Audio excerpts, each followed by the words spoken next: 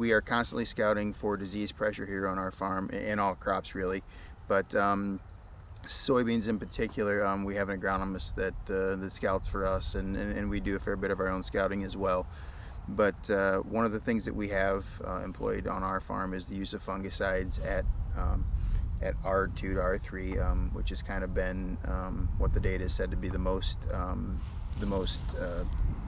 effective and the best use of our dollars. One of the things, while we may not see disease early on in the season or late season or even when we spray, one of the things that we are trying to do is preserve plant health, extend our grain fill period. This year is a prime example. We've had a fair bit of wet weather, not wet weather, but moisture, heavy dews in the mornings and things, and so when we made that application, we're able to now, while we're in the drier period, maybe extend that grain fill, plant health, and help get a return on our investment, and help also seed quality, bean quality. That's one thing we've noticed over the years. We typically I wouldn't say see a higher quality bean, but that's one of the things we're striving for.